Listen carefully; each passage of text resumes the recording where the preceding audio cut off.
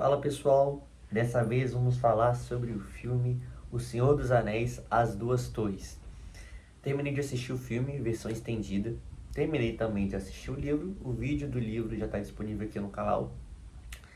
Vamos lá, para quem não conhece como eu organizo, como eu faço para dar a minha opinião sobre os filmes, os vídeos são organizados da seguinte forma. Primeiro eu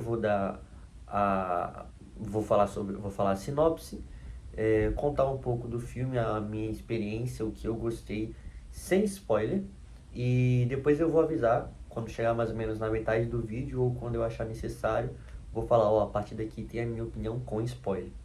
E também comparar com o livro, o que eu gostei até então e tudo mais. Então vamos lá. No filme, não no livro. No filme, a sinopse dele, ou seja, ele começa a partir do momento bem interligado com o primeiro filme. Então, a partir do momento em que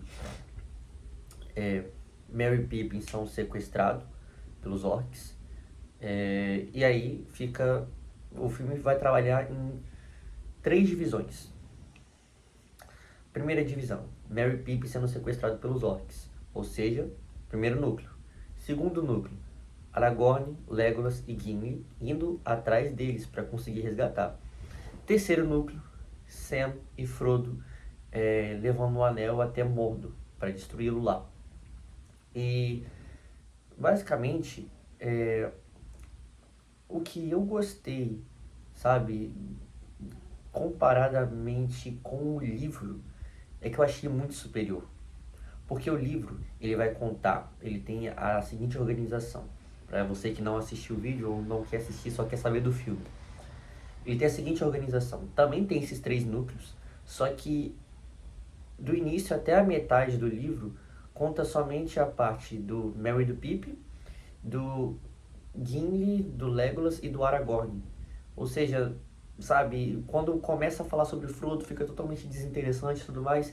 E uma coisa interessante do filme é que ele consegue fazer aquele tipo de separação, de gravação, de corte de cena, assim como o Christopher Nolan, por exemplo. Ou seja, o que o filme faz basicamente ele fica nesse núcleo que eu já citei, mas também fica no núcleo do Sam, do Frodo, e ele fica conectando, fica cortando um pouco, contando um pouco da história, justamente para você conseguir acompanhar aos poucos.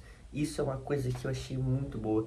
E além do mais, o filme em si é muito superior ao segundo. Pra falar a verdade, eu prefiro até então, né, não assistir o terceiro filme, mas provavelmente o terceiro filme vai ser o melhor, porque é o que todo mundo fala e tudo mais. Mas eu prefiro os 2 filmes até então. Primeiramente, O Senhor dos Anéis e as Duas Torres e depois A Sociedade do Anel.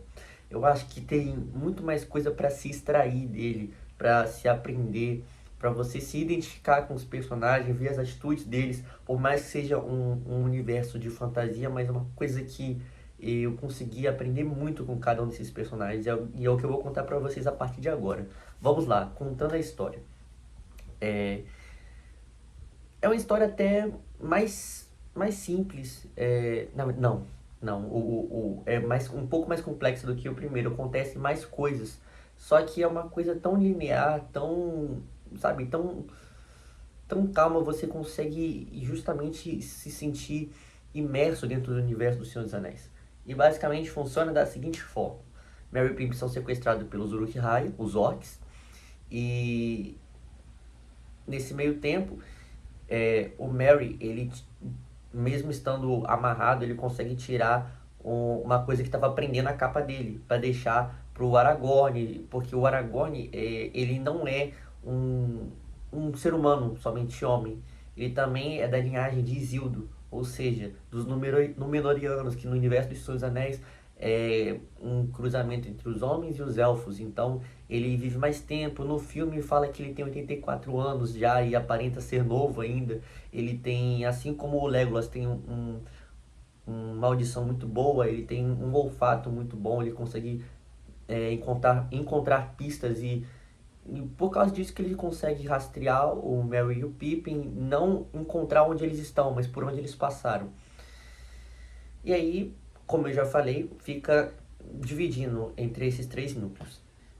Então, basicamente, para vocês entenderem melhor, eu vou falar como o filme acontece. Não a história específica de cada um dos núcleos, porque eu acho que vai ficar totalmente desconectado com o resto da história.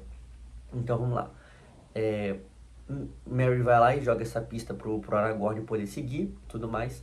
Só que acontece que chega a noite e os orcs, eles estão com fome, não tem mais comida, então eles começam a brigar entre si e de repente um orc mata o outro e acontece um canibalismo de orcs e o Merry e o Pippin conseguiram fugir, eles conseguiram passar por uma floresta e um orc veio atrás deles. Só que o que eles não esperavam é que quem iria salvá-los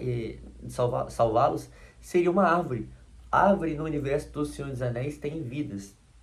E eu acho muito interessante o paralelo, tanto do diretor quanto do escritor, que fala que as árvores não são dadas tanta importância para elas, hoje em dia, o que é dito no filme, hoje em dia e tudo mais, e que a raça das árvores tem macho e fêmea, só que elas estão deixando de existir porque as fêmeas estão parando de falar, ou seja, estão se tornando árvores e tudo mais. As pessoas ainda temem as árvores, ou seja, temem entrar na floresta porque as árvores lá são muito gigantes, mas muito grandes, mas ainda assim eles desmatam e tudo mais. Então faz esse paralelo muito interessante. E aí o, essa árvore, né, que é de uma espécie chamada Ents, e o nome dela é Barbárvore. Esse é um nome que eu achei muito bom, eu falei até no vídeo do livro. E o Barbário vai lá e salva o Merry Pippin do Orc e tudo mais. E começa a explicar sobre árvore e tudo mais.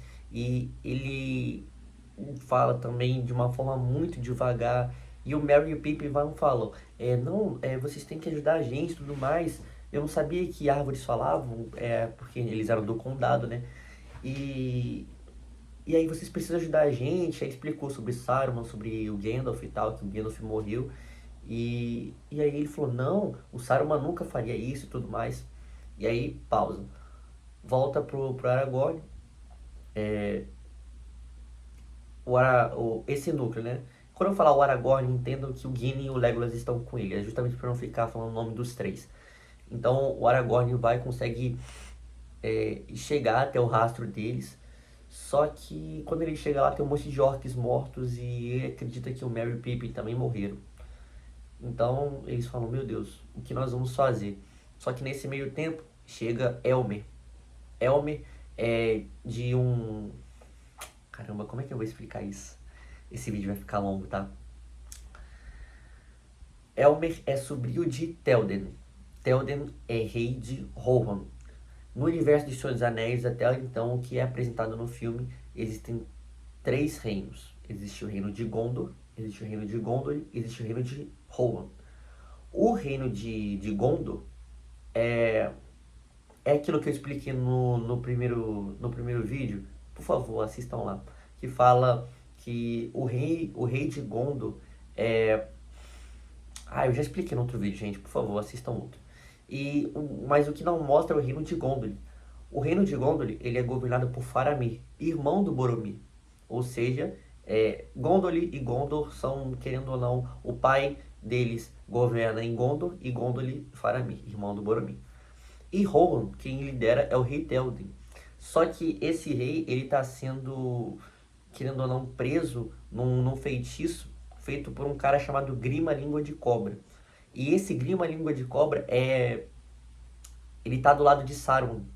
Justamente porque Saruman falou bem assim pra ele, ó, se você convencer o rei a estar do nosso lado, eu prometo pra você a sobrinha do rei, entendeu? Que é uma mulher muito bela e tudo mais.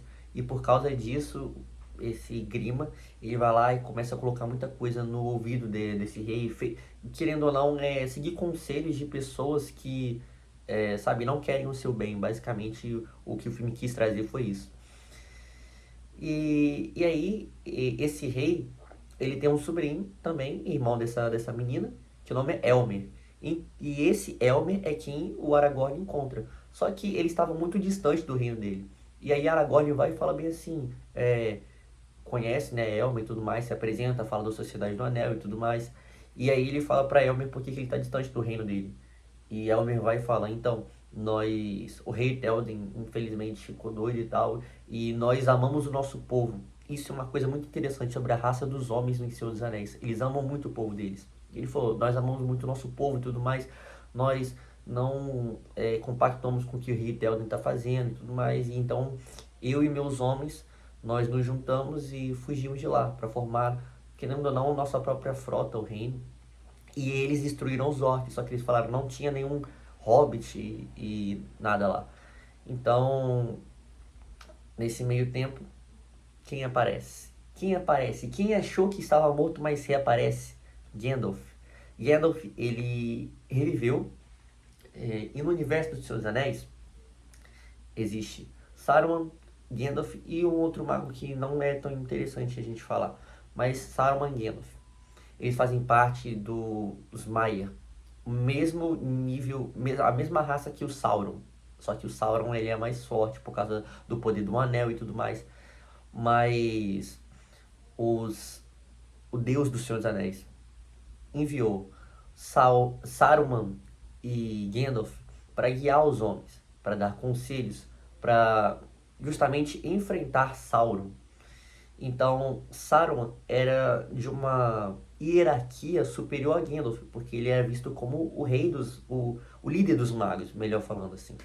Só que Saruman foi corrompido pelo poder de Sauron e tudo mais, e Saruman, o branco, e Gandalf, o cinzento.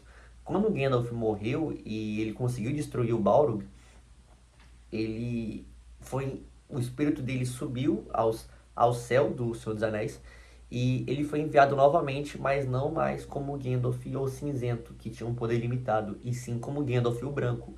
Ou seja, a partir desse momento, ele ocupa o lugar de Saruman e tem um poder mais destravado. Então, Gandalf vai, se encontra com Aragorn e Aragorn já estava distante de Elmer. Se encontra com Aragorn e fala para eles irem para o reino de Rohan. Justamente por quê? Porque Gandalf precisa do máximo de pessoas possível para enfrentar os orcs que estavam os orcs que estavam sendo criados pelo Saruman e os orcs que estavam em Mordor. Porque o mapa de Senhor dos Anéis é o seguinte: por que é tão importante que Gandalf fosse esse suporte para enfrentar os orcs? O nome do filme é Senhor dos Anéis As Duas Torres, mas esse nome se dá porque aqui está Mordor. Mordor, os orcs, onde Sauron está com o olho lá que tudo vê. E do outro lado está Isengard, que é a torre de Saruman. É a torre que ele estava conseguindo corromper a mente do rei Théoden. Nessa torre também que ele estava cruzando orcs com os homens e ele estava criando orcs mais fortes. E nessa torre ele tinha um objeto chamado uma Palantir. Palantir era como se ele conseguisse projetar ou ver qualquer lugar onde ele quisesse, mesmo sem estar lá. Então ele conseguia ver o reino de Rohan e do lado de Mordor, Sauron estava tentando dialogar e trazer inclusive reinos pequenos de homens para se tornar um aliado deles, entendeu? Prometendo poder, aquilo mesmo que ele prometeu quando criou os Anéis de Poder. Basicamente essa é a situação. Só que Mordor, Isengard. Nesse meio tem Gondor, Gondolin e Rohan. Ou seja, o que Sauron e Saruman estavam tentando fazer é atacar dos dois lados. E eles estavam criando muitos orcs. Muitos orcs superior a quantidade superior aos homens. E essa era a situação. Após isso, Gandalf vai e fala para o Aragorn e para os outros irem para Rohan para conseguir libertar o rei Théoden. E aí Gandalf, ele... é porque eu não posso confundir o livro com... Ai, não posso confundir o livro. Mas... Espera aí que eu vou dar uma pausa. Aí Gandalf vai falar para Aragorn ir lá para Rohan, libertar o rei Théoden. E Gandalf vai lá com eles. Quando eles chegam lá, tem meio que uma analogia entre Gandalf libertar o Rei Théoden como sendo um exorcismo, entendeu? Como Gandalf sendo o puro bem exorcizando o que tem de ruim no Rei Théoden. E, e aí, basicamente, o Rei Théoden, ele era velho já, então tudo o que o Grima Língua de Cobra falava, o Rei Théoden fazia. E isso, querendo ou não, me trouxe algumas lembranças de quando eu leio a Bíblia e quando eu leio o Antigo Testamento na parte dos reis, que muitos reis seguiam conselhos de pessoas ruins e que por causa disso o reino perecia, justamente o que estava acontecendo aqui em Senhor dos Anéis. Então quando Gandalf vai lá e liberta o rei Théoden, ele consegue falar diretamente com o Saruman, porque o Saruman estava usando aquela Palantir que eu expliquei. E aí o Gandalf vai lá, liberta ele, o rei Théoden fica melhor e tudo mais. Só que nesse meio tempo, o Aragorn, ele tinha visto que tinha muitos orcs chegando, muitos. Então o que que ele faz? Caramba, tem muitos orcs, gente, vamos lutar contra eles. E o rei Théoden, ele fala, não, nós não vamos lutar porque nós não temos quantidade suficiente de homens, nós vamos perder. Nós vamos então para um forte do meu reino e aí a gente consegue se proteger de lá, se esconder dentro das montanhas. E aí o Aragorn vai falar, não, a gente pode chamar os elfos e tudo mais. Ele falou, ó, não tem anões ao nosso lado, não tem homens ao nosso lado, senão o nosso povo, e não tem elfos. Eles, sabe, estavam muito dispersos. Então o papel de Gandalf era unir todos os povos para lutar contra os orcs. E nesse meio tempo tava lá, Frodo e Sam, indo até a montanha. A história deles é mais simples. Então basicamente o que acontece? Eles fogem para a montanha. Quando eles vão para a montanha, eles, querendo ou não, ficam totalmente fechados, esperando os orcs chegarem. E Saruman, quer dizer, Grima Língua de Cobra, depois, né, que Gandalf vai lá e liberta o rei Théoden, Grima Língua de Cobra vai lá para Saruman e conta que eles estavam fugindo e tal pro forte lá. E aí Saruman vai lá e envia os orcs para lá. Agora, enquanto isso, Merry e Pippin estavam tentando convencer o Barbárvore a falar com as outras árvores para lutar a favor deles. Agora vamos para Sam e Frodo. Sam e Frodo, depois que Sam decide seguir Frodo lá no final do primeiro filme, eles não sabem o caminho direito até Mordor e tudo mais. E aí eles estavam percebendo que o Gollum estava atrás deles. E aí, cara, o Gollum é, acho que o personagem mais marcante desse filme e do Senhor dos Anéis em si. Porque o Gollum, a história conta, né, no primeiro filme, igual eu falei, que ele é corrompido pelo anel e tudo mais. Só que ele é como se tivesse várias personalidades, sabe? Então, ele parece, desculpa a expressão, mas ele parece aquela pessoa que tá em recuperação, em tratamento contra algum surto, alguma doença psiquiátrica, ou até mesmo uma pessoa que é um ex-drogado. Uma pessoa que ela tenta sair de algo, mas ela não tem força o suficiente, justamente porque o Gollum já foi tão corrompido pelo um anel que ele teve mais 500 anos de vida, ele não tinha quase nenhum cabelo, ele não tinha dente direito, ele falava com ele mesmo, ele criou uma própria personalidade entre Gollum, que era o corrompido pelo um anel, e servo de Sauron, querendo ou não, né? Ele não sabe quem é Sauron, mas sabe, chama de o Precioso. E Sméagol, que é a parte não humana, mas a parte de Hobbit dele, a essência dele. Ele não consegue, ele não tem força. Ele vive, querendo ou não, uma vida miserável e desgraçada a favor do anel, sabe?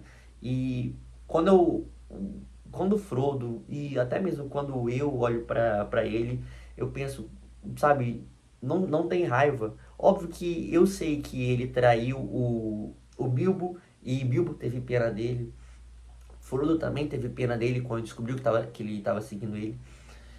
E eu também senti pena dele quando eu assisti, porque, querendo ou não, o que Gandalf também falou pro Frodo de que o Bilbo teve misericórdia dele, foi porque ainda existia uma parte dele que não era Gollum, era o Sméagol. E o Frodo vai lá, descobre que ele tá seguindo e tudo mais. E o Gollum, ele ataca o Frodo, né? Quando eu falo Gollum, entendo que é a parte ruim, e quando eu falo Sméagol, é a parte boa desse personagem. Gollum ataca o Sam e Frodo, e aí eles vão lá e prendem o Gollum, e o Gollum vai lá e fala, não, não me mate, eu sei o caminho até Mordor, onde vocês estão querendo ir. E aí eles são guiados. É, Só que nesse meio tempo, o Frodo sente pena do Sméagol, e o Sam não. O Sam fala, cara, ele vai trair a gente em algum momento e tudo mais. Não vamos acreditar nele e tal. Só que ele segue.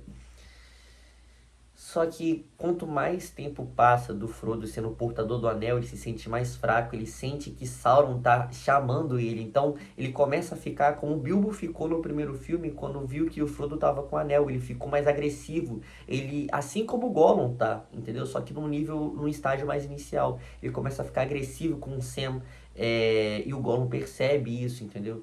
E o Gollum trata ele e o chama como o mestre do precioso. Porque o Frodo não fala que ele vai lá pra Mordor pra destruir o anel. Entendeu? Até porque senão o Gollum não ia mostrar o lugar. E aí, beleza. Nesse meio tempo, eles veem alguns homens e tal. Homens que estavam do lado de Sauron. Lembra que eu falei que Sauron estava usando até mesmo os homens pra ir pro lado... pra torná-los aliados. E aí ele encontra Faramir. E aqui é um ponto que eu achei muito interessante. Por mais que esse personagem em si, não, esse ator não tenha, sei lá, atuado tão bem, porque o papel dele era muito simples, mas em alguns flashbacks, esqueci o nome do rei. O pai do Boromir e do Faramir. Ele tratava o Boromir como, pô, futuro rei, regente aqui de Gondor, e o Faramir liderando Gondor e tudo mais, só que, sabe, ele tinha uma preferência pelo Boromir. Então, o Faramir o tempo todo tentava provar o seu valor e tudo mais. E quando eles receberam, quando o rei de Gondor recebeu o convite de ir para Valfenda, para criar o Conselho do Anel e tudo mais, ele tentou convencer o Boromir a justamente pegar o anel para trazer glória para o seu povo e para eles derrotarem Sauron. Eles queriam protagonismo. E por causa disso, sabe, o Boromir falou, não, eu não queria e tudo mais, pegou o anel. Eu não quero lá usurpar o anel para trazer para o nosso povo, ele tem que ser destruído. Só que de tanto o pai dele encher o saco dele, por causa disso que ele acabou cedendo ao poder do anel. Por mais que ele tivesse boa intenção. Aí depois disso o Faramir não viu mais o Boromir. E quando ele encontra o Frodo, o Sam e o Gollum, ele captura os três. E eles não sabem quem eles são e tudo mais.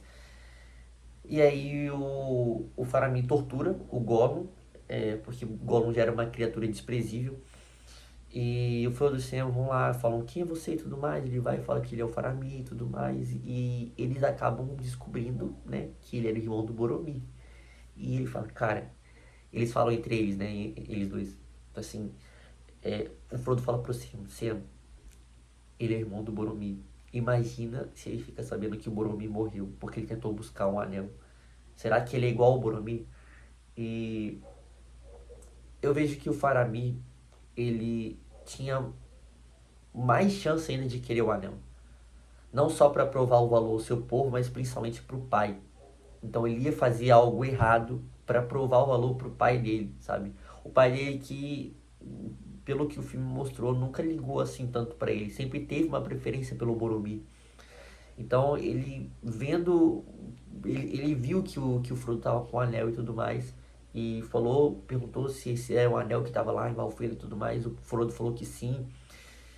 Então o Faramir não liberou eles, né? Mesmo eles não tendo feito nada, e capturou eles. Levou eles para Gondolin.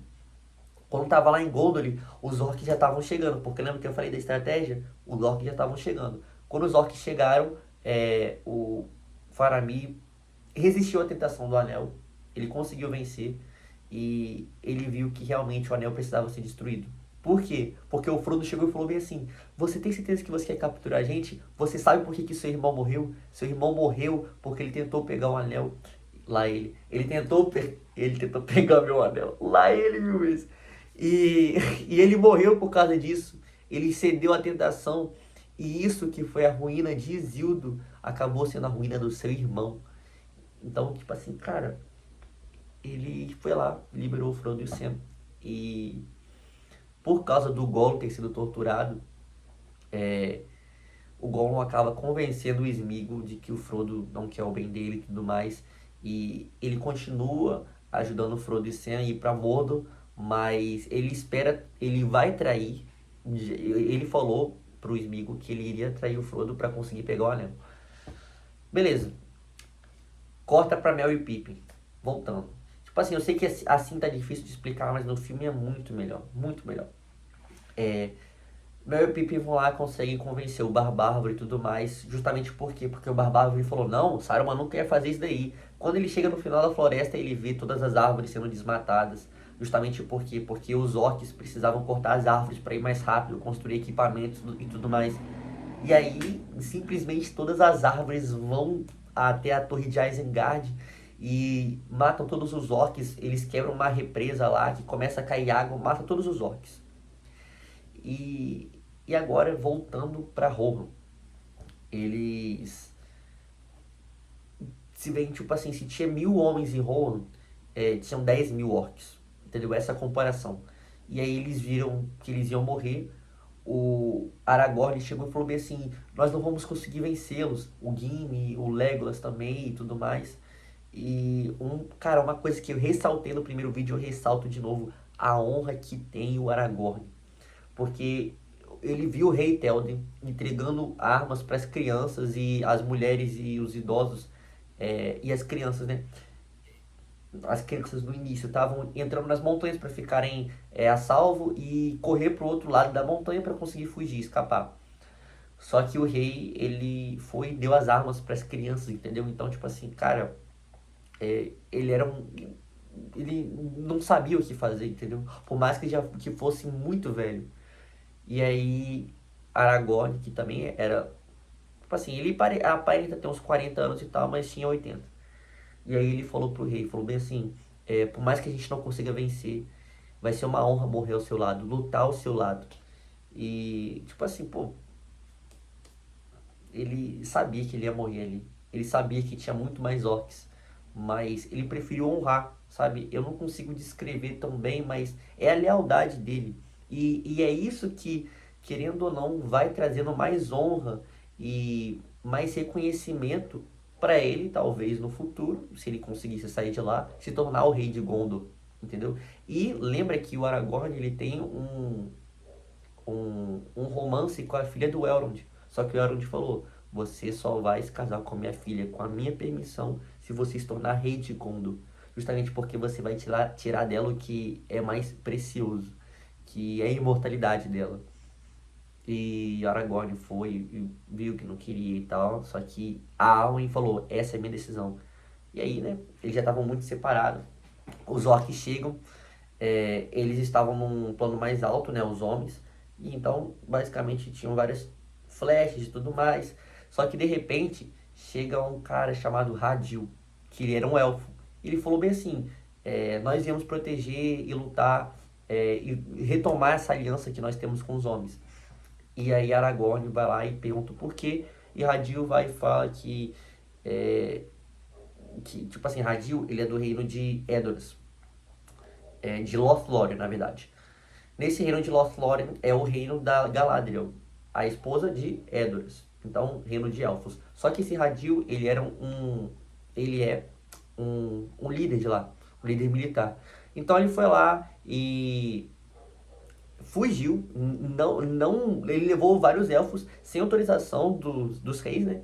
E justamente para lutar contra eles. Beleza, resumindo essa batalha, eles conseguem vencer justamente porque o Gandalf, eu esqueci de falar, mas o Gandalf falou para eles irem para Rohan e o Gandalf saiu. O Gandalf estava atrás do Elmer. Então, quando os orcs chegam e começam a, querendo ou não, tava quase derrotando os homens e os elfos, chega o Gandalf com o Elmer e cerca eles. Então, basicamente terminamos os três ciclos. O primeiro, Aragorn, Rohan e tudo mais, derrotam os orcs com a ajuda do Gandalf e do Elmer. Merry e o Pippin destroem completamente a torre de Isengard e o Saruman foge. Agora vamos para a parte final do filme. Sam, Frodo e Gollum. É, o, no filme é diferente, mas o filme termina assim, o Gollum levando eles para Mordor, porque o livro é diferente. E o filme termina assim, entendeu? Eu achei o filme melhor do que o primeiro. Se for dar uma nota, cara, Letterboxd é de meia estrela até 5 estrelas. Letterboxd, aplicativo de cinema que eu uso. E 5 estrelas. É muito bom, é muito bom. Gente, deu 30 minutos de vídeo, sabe? Eu não faria um vídeo de um filme que eu não gostasse tão bem. Talvez eu explicando não ficou tão bem quanto como o filme ilustra, entendeu? Porque eu vi o filme, é muito bom. A cena, tem uma cena que eu esqueci de citar, mas que o Gollum discute com o Sméagol, tipo assim, querendo ou não, tentando trazer o lado bom do Sméagol e tudo mais. É uma cena muito, mas muito boa, gente. E essa foi a história.